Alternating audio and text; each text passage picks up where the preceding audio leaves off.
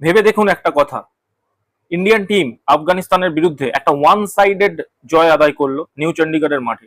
শুধু তাই নয়, প্রথম ইনিংসে 564 রান বানিয়েছে এবং 564 রান যেভাবে তারা ডিফেন্ড করলো, আফগানিস্তান দুটো ইনিংস মিলিয়েও 264 না 262 রান করে, দুটো ইনিংস মিলিয়ে 264 রান করে, সরি, এবং ফলো অন দেয় একতরফা, একদম ওয়ান সাইডেড ভাবে আফগানিস্তানকে ধুলোয় মিশিয়ে দেয় কিন্তু ইন্ডিয়ান টিম। এবং তার সাথে বলতে হবে মানব সুথারের মতো একটা প্লেয়ারকে ডিসকভার করে ইন্ডিয়ান টিম, একদম গ্রাসরুট থেকে তুলে ইন্টারন্যাশনাল খেলানো, এবং তার অবিশ্বাস্য পারফরমেন্স, রেকর্ডের পর রেকর্ড ভেঙে যায়। কিন্তু তারপরেও কোয়েশ্চেন একটাই, সবার মনে একটাই কোয়েশ্চেন উঠছে। এই কোয়েশ্চেনটা কিন্তু ইন্ডিয়ান টিমের কোনো ইন্ডিভিজুয়াল প্লেয়ারের রেকর্ড নিয়ে নয়, বা ইন্ডিয়ান টিমের এই ওয়ান সাইডেড জয়টা নিয়ে নয়। কোয়েশ্চেন একটাই, যে নিউ চণ্ডীগড়ের মাঠটা এতটা ফাঁকা কি করে থাকলো, স্টেডিয়াম এত ফাঁকা কেন, এবং মানুষের মধ্যে কি সেই ইন্টারেস্টটাই আর আসছে না যে টেস্ট ক্রিকেট দেখবে তারা 5 দিনের জন্য, নাকি আফগানিস্তান অপোজিশন হিসাবে খুব দুর্বল, যার জন্য কোনো মানুষের সেই ইন্টারেস্টটা গেইনই হয়নি যে তারা মাঠে গিয়ে খেলা দেখবে। কারণ এই যে খেলাটা, ভারতের ম্যাচে যদি দর্শক না আসে তাহলে টেস্ট ক্রিকেটের ভবিষ্যৎ কোন দিকে যাবে? কারণ এটা ইন্ডিয়ান ক্রিকেট, এবং ইন্ডিয়ান ক্রিকেট আমরা জানি অডিয়েন্সের দিক থেকে সবচেয়ে বড় একটা মার্কেট, যেখানে আইপিএল ম্যাচ দেখার জন্য লাখ লাখ টাকার, মানে লাখ লাখ দর্শক হয়, অনেক টাকার টিকিট থাকে, সেখানে ইন্টারন্যাশনাল টেস্ট ম্যাচে যদি গ্যালারি ফাঁকা থাকে তাহলে কিন্তু এটা একটা খুব বড় সতর্কবার্তা। মানে ব্যাটিং দুর্দান্ত করেছে ইন্ডিয়া, বোলিং দুর্দান্ত করেছে, নতুন ক্রিকেটাররা নিজেদেরকে প্রমাণ করেছে, কিন্তু যেটা নিয়ে কথা হচ্ছে সেটা হলো মাঠের খালি চেয়ারগুলো। কেন আফগানিস্তানকে এতটাই দুর্বল? ম্যাচটা কি শুরুর আগেই শেষ হয়ে গেছিল, নাকি বিসিসিআই এই ম্যাচের গুরুত্ব আমাদেরকে বোঝাতে ব্যর্থ হয়েছিল? এটা কিন্তু আমাদের জানতে হবে। এমন টাইমে তো আমরা চলে যাইনি যেখানে, মানে যেটা ইউটিউব বা অন্যান্য সোশ্যাল মিডিয়া প্ল্যাটফর্মেও হচ্ছে, যে লং ফর্ম ভিডিও থেকে মানুষ রিলস বা শর্টসে সুইচ করে যাচ্ছে, তো সেই রকম হয়ে যায়নি তো যে টি-20 ক্রিকেটের ক্রেজ এত বেড়ে গেছে যে 5 দিনের ক্রিকেট দেখার জন্য মানুষের মধ্যে সেই এটাই নেই, মানে সেই ধৈর্যটাই নেই? কিভাবে আজকের এই ম্যাচ ইন্ডিয়ান ক্রিকেটকে একটা চোখে আঙুল দিয়ে বড় সতর্কবার্তা দেখালো, এবং ইন্ডিয়ান টিম যদি ডাব্লিউটিসির একটা হিস্সা নাও হয়ে থাকে, এই ম্যাচটা ওয়ার্ল্ড টেস্ট চ্যাম্পিয়নশিপের হিস্সা নয়, তবুও ইন্ডিয়ান টিম যেভাবে ম্যাচটাতে লড়াই করেছে সেই নিয়েও আলোচনা করবো, এবং আফগানিস্তান টিম এতটাই কি দুর্বল টিম সেটা নিয়েও কিন্তু ডিসকাশন হবে। অবশ্যই আপনারা দেখছেন সৌম্যজ লাইভ, আমি সৌম্য। চ্যানেলে যদি নতুন হয়ে থাকেন অবশ্যই কিন্তু চ্যানেলটাকে সাবস্ক্রাইব করে দিয়ে যাবেন, কারণ এই চ্যানেলে ক্রিকেট নিয়ে একদম চুলচেরা বিশ্লেষণ করা হয়, যেটা একদম সোজাসাপটা কথা এবং সোজাসাপটা অ্যানালাইসিস নিয়ে।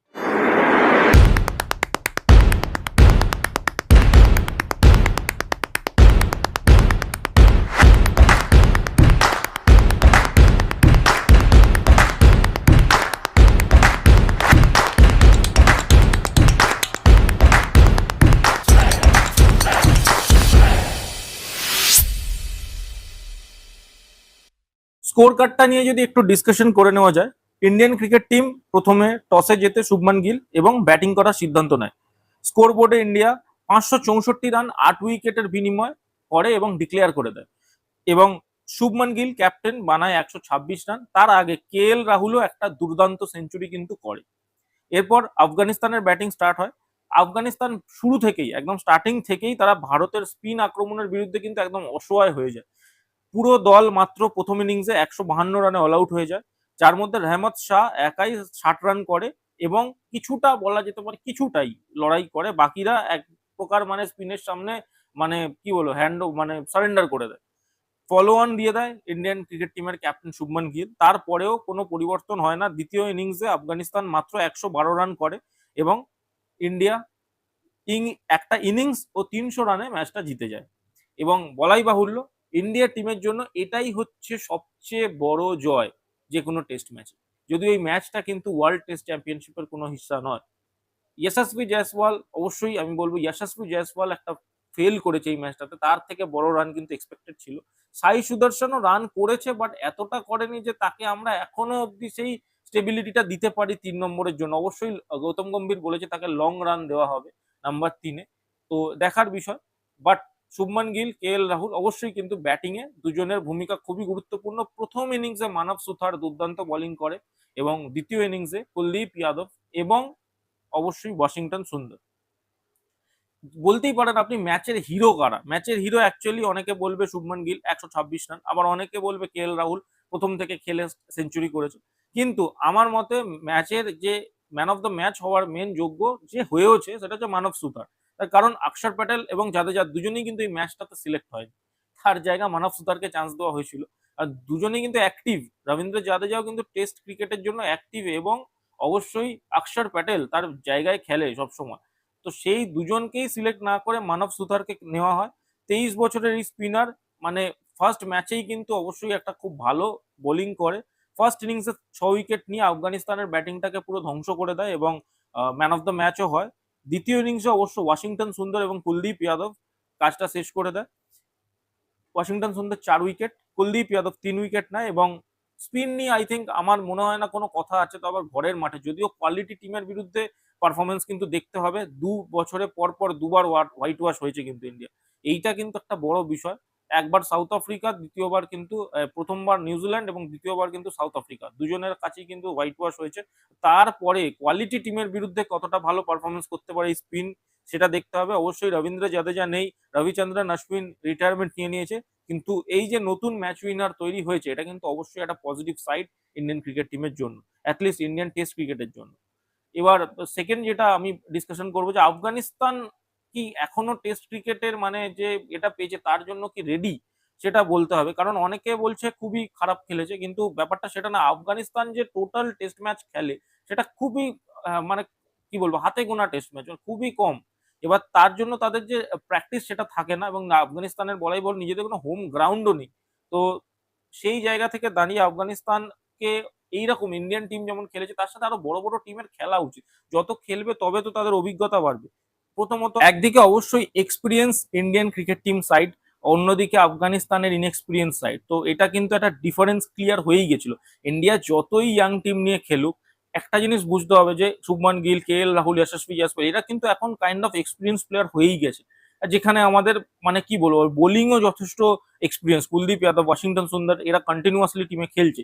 তো সেই জায়গা থেকে দাঁড়িয়ে কিন্তু এই ডিফারেন্সটা ক্লিয়ার ছিল। আফগানিস্তানের ক্যাপ্টেন হাসমাতুল্লাহ সাহিদি ম্যাচ শেষে স্বীকারও করেছে যে তাদের কাছে টেস্টের যথেষ্ট অভিজ্ঞতা কিন্তু নেই।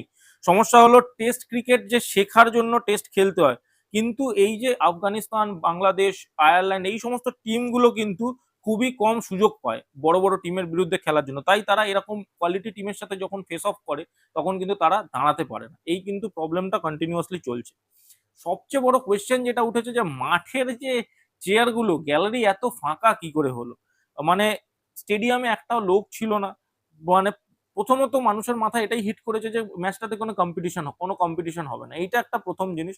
দ্বিতীয়টা, মানে একটা অডিয়েন্স হয়ে, একটা দর্শক হয়ে আমি কি একটা এন্টারটেনমেন্ট চাইবো, মানে টাকা দিয়ে আমি টিকিট কেটে যাবো একটা এন্টারটেনমেন্ট দেখার জন্য, সেইটা যদি না পাই, আমার তো টিকিট কেটে যাওয়ার যে এন্থুটাই থাকবে না, সেটাও একটা ব্যাপার।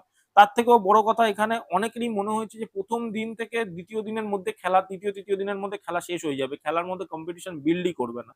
দিন আফগানিস্তান প্রতিপক্ষ, মানে বাস্তব হলো ভারত ইংল্যান্ড বা ভারত অস্ট্রেলিয়া বা Bharat south Africa, Bharat New Zealand হলে এই ম্যাচেও কিন্তু অনেক লোক হতো, কিন্তু যেহেতু প্রতিপক্ষ আফগানিস্তান, সেটার জন্য একটা কিন্তু ফ্যাক্টর মানুষের মাথায় হিট করছে।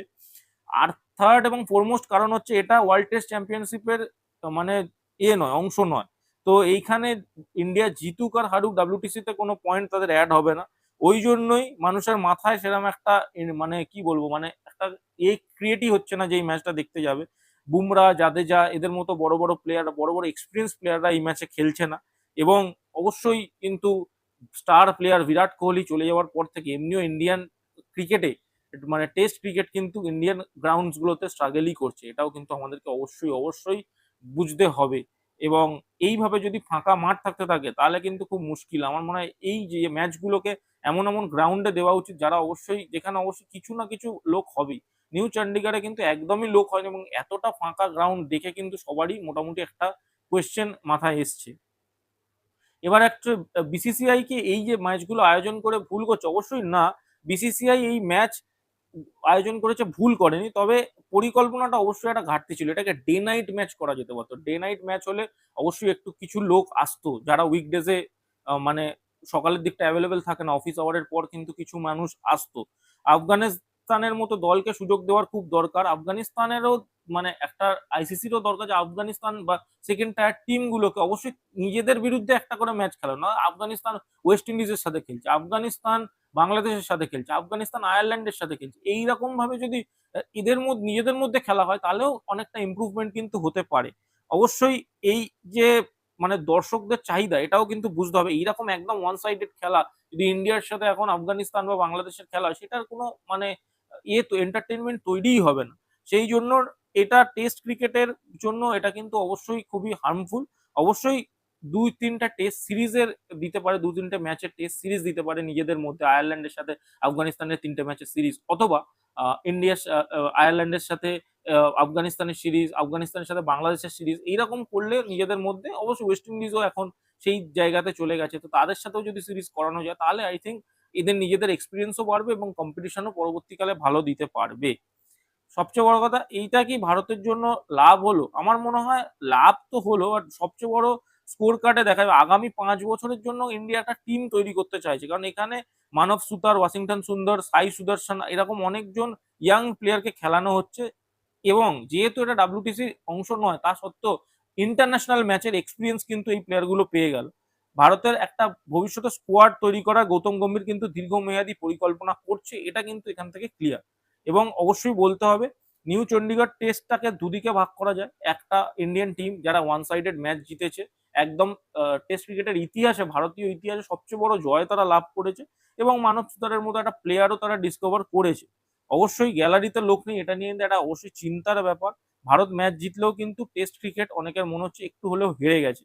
তো অবশ্যই কি মতামত আপনাদের সেটা কমেন্ট করে জানান। সমস্যাটা কি আফগানিস্তানের দুর্বলতা, নাকি টেস্ট ক্রিকেটের জনপ্রিয়তা ধীরে ধীরে কমছে? কি মতামত অবশ্যই কমেন্ট করবেন। ভিডিওটা ভালো লাগলে লাইক করবেন, শেয়ার করবেন, এবং চ্যানেলে নতুন হয়ে থাকলে কিন্তু ডেফিনেটলি চ্যানেলটাকে সাবস্ক্রাইব করে দিয়ে যেতে ভুলবেন না। এই বলে আমি ভিডিওটা শেষ করছি।